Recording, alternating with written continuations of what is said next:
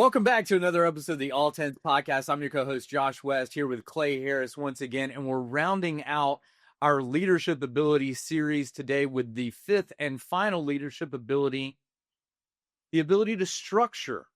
Clay, what do you got for our listeners? Josh, yes, we're on our last leadership ability, and it's around structure. It's about organizing the team to accomplish the company's goals, right? And how do you best put those teams together to go out and kill it? And man, we've talked about simplify, delegate, predict, systemize, and we're ending up on structure. And I feel like the learning curve gets steeper as you get to the end, because when we're teaching structure, when we're implementing EOS with a leadership team, we talk about structure for like a whole 10 seconds, and then we spend 3 hours talking about how to do it. Like the rest of this has happened over the like hour or whatever. But then it's like, okay, and then structure, and the tool that we use for structure is accountability chart, and then we spend a few hours on it. So to do it in a 8 to 10 minute podcast is going to be tough. But I'm just going to share some experiences, because I've had the joy and the opportunity of working with a few leadership teams over the past couple months to do these first steps of implementing EOS, and you spend a bunch of time on structure via the accountability chart. And the first thing that we do is we say, let's identify the key functions of the business. And it sounds easy, and it's really hard, right? Really to hard. identify the key functions of the business. And I know you're probably listening and saying, like, that's not hard. I could tell you the key functions of my business. But when we're thinking about the key functions of the business, we're trying to assign accountability. And most of the time when I walk into the room and ask the people what the key functions are of the business, you might have 8 people in the room and they talk about a key function, but 3 of them think they own it. Mm-hmm. Right?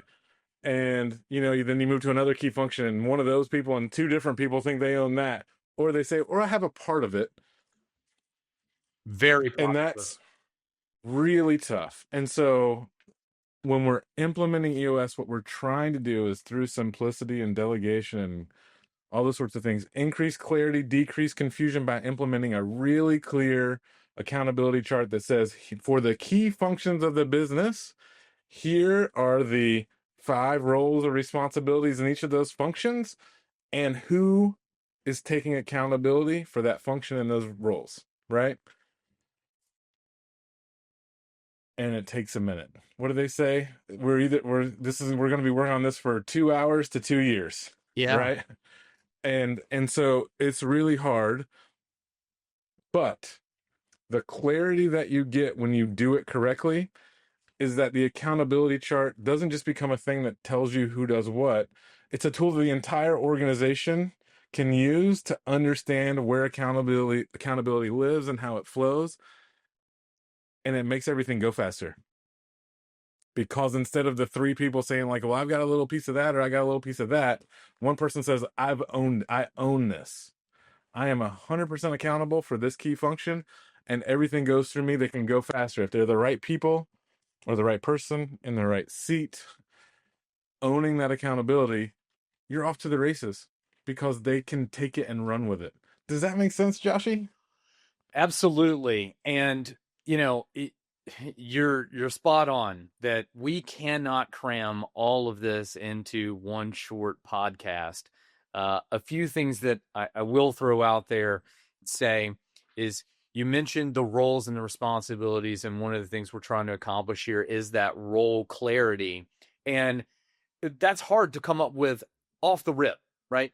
When we first start working with organizations, and we tend to use the term wet cement in terms of, hey, we're going to continue to look at this accountability chart, make sure we're structured correctly, but also having those roles very clearly defined is extremely important.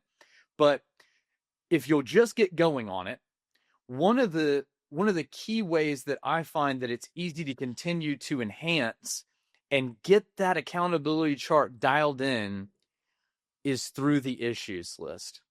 Because 100%. every time that we identify an issue inside of the organization, a great accountability chart makes it very simple for you, once you've identified the root cause of that issue, to clearly identify the one person within the organization that you would look to own and lead the charge of solving that. Not that they necessarily have to work on their own, but then they're going to be the general of that.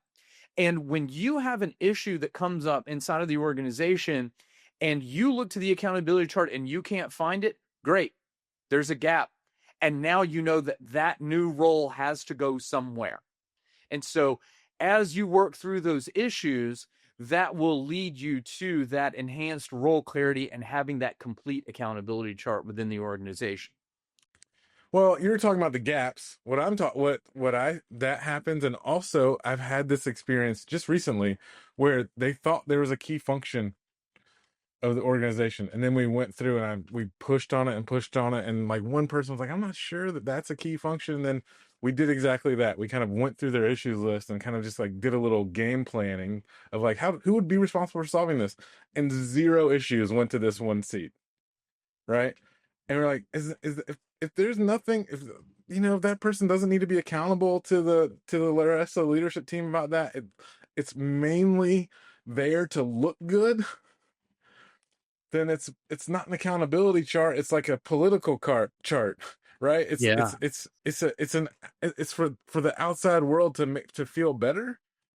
But I think that's penny wise and pound foolish, right? It's like it doesn't make sense in the long term. So I just think that's an interesting thing. Like sometimes you can find the gaps to identify a missing seat, but you can also use that same exercise to find the seats that you have that maybe are there because they're legacy, or they make you feel better, or like something like that you don't need. And it's also true. Yeah, what you're bringing up for me, and maybe this will help our listeners understand a little bit more about exactly why this is difficult, is most organizations do have an org chart. There is some hierarchical diagram somewhere, but I think what makes it difficult is by some of the rules that we impose to start with, is that it's not about what has happened and how we got to that structure, but we're trying to skate to where the puck is going, so to speak, with this accountability chart.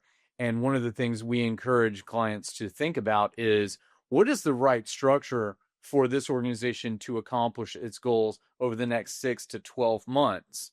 And so sometimes it's, well, I know we're going to need that particular seat, but we don't have it yet. And so it is a forward-looking exercise, not a political exercise of, well, what is someone's title and how did they get to where they're at on the chart now? None of that really matters so much as, what is the structure we need to accomplish our goals and move forward? 100%. And so because I know that we could spend literally hours talking about all the like nuance and intricacy and value and negative value of an accountability chart, I want to just kind of wrap it up and make sure that people understand what I mean when I say accountability chart. Accountability chart can kind of look like, if it's blurry, an org chart, right? It still has like lines and squares and they're all connected, right? Accountability chart has three things on it. It has the name of the function, the 5 roles and responsibilities of that function, and then the name. So when you're building an accountability chart, you start with the key functions. Per function, add the roles and responsibilities, 3 to 5, right? And then and only then, when you have the function and the roles and responsibilities, do you then add names. People who would innately want and have the capacity to do that job, right? So that's what we mean when we say accountability chart. Org chart has a name and a title. Accountability chart, function, roles, and then name. Does that make sense? You got it. Cool. What nuggets do you have to share with our listeners? We've dropped a bunch of nuggets here. I feel like we're Wrap- going to just have to do a deep dive series on the accountability chart. Look out for that at some point in the future, listeners. I'm going to keep this one nice and simple. One name per seat. That's it. One name per seat. I don't remember if we went over this together. My nugget is going to expand on that. It's really easy to use like the real world metaphor here. It's really awkward when 2 people are sitting in the same chair. probably violations happening all over the place, right? You don't want to have two people sitting in the same chair. That's one. The other thing is you can have one person in multiple seats, but use the same metaphor. If I'm sitting in this chair right now and I'm supposed to be sitting in that chair over there, I can't be in both. And so it's important to recognize the limitations of having one person in multiple seats. Doesn't mean it's not okay. Just recognize that there are limitations, that I've got to be sitting in this chair and then I got to move to that other one. Recognize what that can do to people. Does that make sense? You've nailed it, Clay. And it's funny how we tied those together again. No, we did not plan that, dear listeners. We did not plan that. We don't plan much. Even though we're EOS implementers, and we plan a lot of other things. This is the Anti-Podcast podcast. Listen, That's folks, right. we help entrepreneurs day in and day out. We didn't say we were professional podcasters. It's true. All right. Well, why don't you wrap us up here, Joshy? Thanks again for joining us on the All Tens podcast. We truly appreciate it. And on whatever your favorite streaming platform is that you're joining us on, please remember to rate the episode. I know Clay and I both like to say meeting. Old habits hard to break, because when you're in session with us, we always rate the meeting. Rate the episode 1 to 10. Let us know how we can improve. Let us know what topics are challenging you inside of your business and how we might be able to tackle those on the pod for you. But until next time, take care, Clay. Bye, Joshy.